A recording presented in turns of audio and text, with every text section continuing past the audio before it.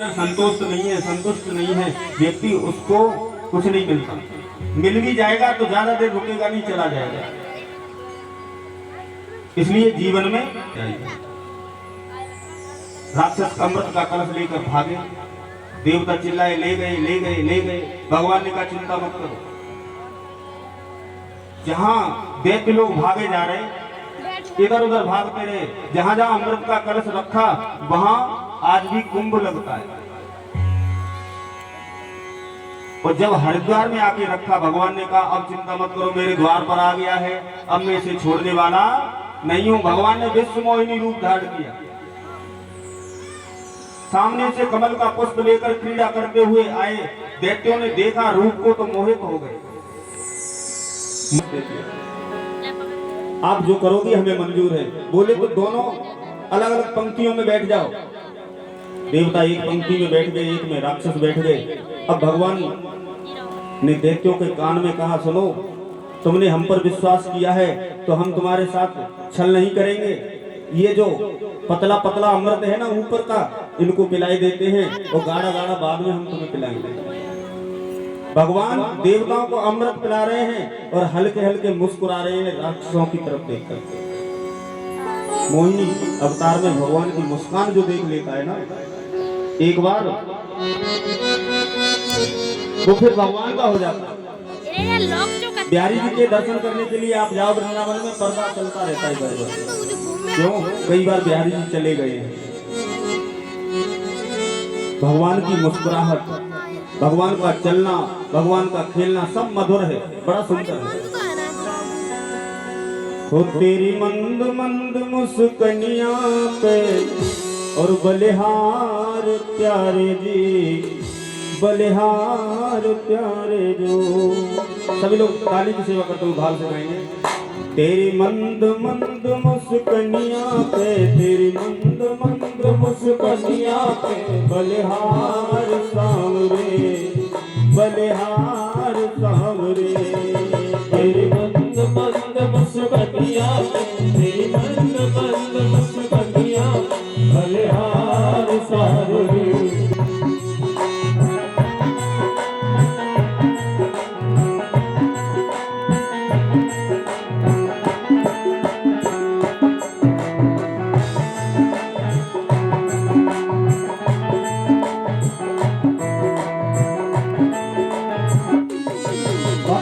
प्रभु तेरे बाल गजब घुंघराले, यूं बादल काले काले। तेरे बाल गजब घुंघराले, यूं बादल काले काले। तेरे बाल गजब घुंघराले, यूं बादल काले काले। तेरे बाल गजब घुंघराले, यूं बादल काले काले। तेरे अधरों की मुस्कनिया पे, तेरे अधरों की मुस्कनिया पे, अधरों की मुस्कनिया पे, तेरे अधरों की मुस्कनिया पे, बलिहार सांवरे, बलिहार सांवरे, बलिहार सांवरे, बलिहार सांवरे। हो ताली की सेवा करते भाग चलाइए।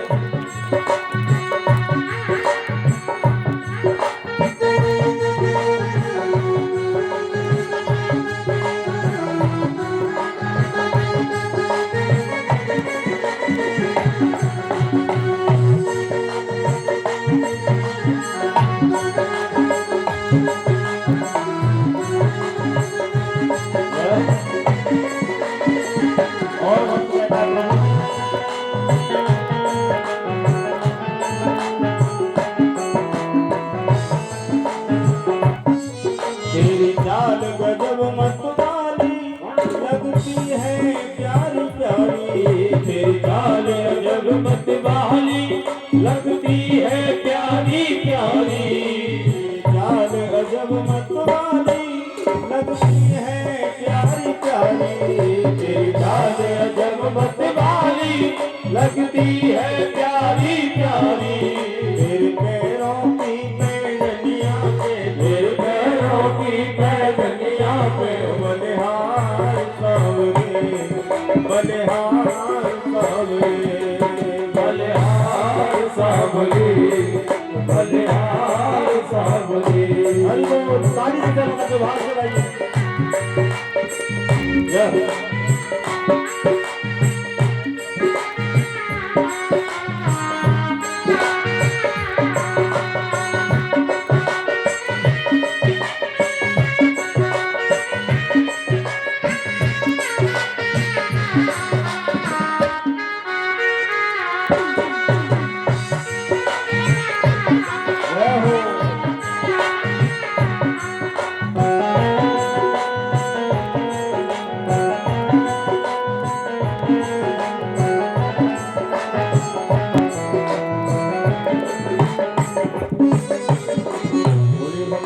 भगवान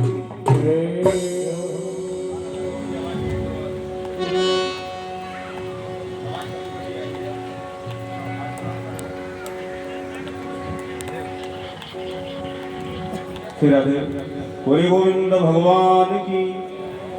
सुखदेव जी कहते हैं राजा परीक्षित, भगवान देवताओं को अमृत पिला रहे हैं और दैत्यों की तरफ देख करके मुस्कुरा रहे हैं। देवता मुस्कुरा रहे हैं। एक राक्षस है इसमें सुरभानु नाम का, जहाँ सूर्य और चंद्रमा बैठे उनके बीच में आकर बैठ गया। भगवान जान तो गए ये राक्षस है, इसको अमृत नहीं पिलाना, लेकिन पंक्ति भेद कैसे करें। पंक्ति में अपना बेटा हो चाहे अपना दुश्मन बैठा हो, जब तुम पंक्ति में दावत परोस रहे हो तो बराबर का तुम्हें देना पड़ेगा। सुखदेव भगवान कहते हैं राजन परीक्षित, आज भगवान जानते हैं कि ये दैत्य है, उसको भी अमृत दे दिया। जैसे ही उसने अमृत पिया, एक बूंद अंदर पहुंची, देवता लोग चिल्लाए, प्रभु ये क्या कर रहे हो, ये तो राक्षस है। भगवान ने चक्र सुदर्शन से उसकी गर्दन काटी, एक के दो हो गए, मरा नहीं। अमृत पान कर लिया, मरा नहीं, दो हो गए। देवताओं ने कहा प्रभु अब मत करो, नहीं तो जितने टुकड़े करोगे ये मरने वाला नहीं। युद्ध छिड़ गया, युद्ध हुआ, देवता लोग विजयश्री को प्राप्त हुए, राक्षसों को मार करके भगा दिया। रोते हुए सभी दैत्य गुरु जी के पास में आए। जीवन में कोई भी आपत्ति आए, मैंने बताया गुरु के पास जाओ, भगवान के सामने रो, संसार के सामने मत रो। गुरु जी के पास गए, गुरु जी ने कहा सुनो, अब ऐसे तुम उनसे नहीं जीत सकोगे। इंद्र किसी व्यक्ति का नाम नहीं है, इंद्र एक पद का नाम है। जैसे अपने यहाँ मुख्यमंत्री बनता है कि इतनी सीट आएंगी तब तुम मुख्यमंत्री बनोगे, और पूर्ण बहुमत से बन जाती है सरकार, फिर कोई गिरा नहीं सकता। गुरु जी ने कह दिया जो 100 अश्वमेध यज्ञ कर लेता है ना, वो इंद्र बन जाता है। इसीलिए तो इंद्र का सिंहासन हिलता है। जिसे एक बार कुर्सी मिल जाए वो अपनी कुर्सी को से चिपका रहता है, उसको छोड़ना नहीं चाहता। कोई तपस्या करता है, इंद्र उसमें बाधा क्यों डालता है? इसलिए डालता है कहीं भगवान प्रसन्न हो गए और इसने मेरा इंद्रासन मांग लिया तो मेरी कुर्सी चली जाएगी। बहुत सी कथाएं आती हैं, उसने ऐसी तपस्या करी, इंद्र का सिंहासन हिलने लगा। इसी के सिंहासन के बोल्ट ढीले रहते हैं हर समय, इसको भय रहता है। नेताओं को भी भय रहता है, साम दाम दंड भेद झूठ साथ सब बोल के कैसे भी बचे, कुर्सी बचे। सुखदेव जी कहते हैं राजन परीक्षित, गुरु की आज्ञा से आज बलि ने 99 यज्ञ कर लिया। अदिति ने प्रार्थना की प्रभु से, पति से प्रार्थना की कोई ऐसा मुझे पुत्र दे दो जो ये बलि यज्ञ कर रहा है ना, मेरे पुत्रों का राज्य चला जाएगा। देवताओं की माता है ना अदिति, कश्यप जी से कहा मेरे पुत्रों का राज्य कैसे बचे?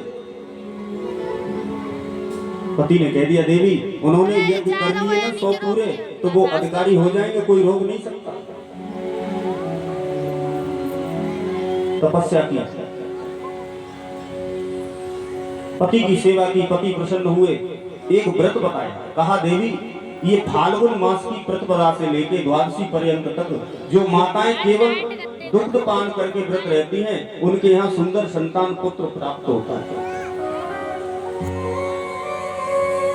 मैया ने पयोव्रत धारण किया। फाल्गुन मास की शुक्ल पक्ष की प्रतिपदा से मैया द्वादशी तक दुग्ध पान करती, कुछ खाती नहीं है, भगवान का भजन करती हैं। तो भगवान ने कृपा की और भगवान आज वामन बन करके वो मैया अदिति के यहाँ पर प्रकट हुए। बोलिए वामन भगवान की। जहाँ बलि ने 99 यज्ञ पूरे कर लिए, स्वामा चल रहा था, वामन भगवान 52 अंगुल के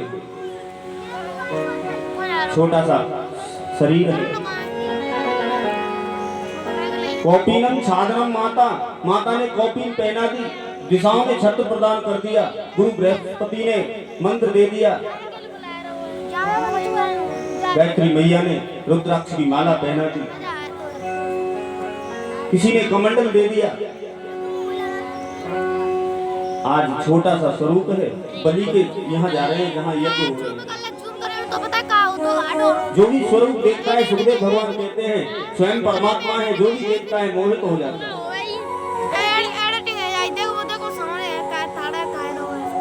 हरि वामन का भेष बनाए और राजा बलि को चलने आए।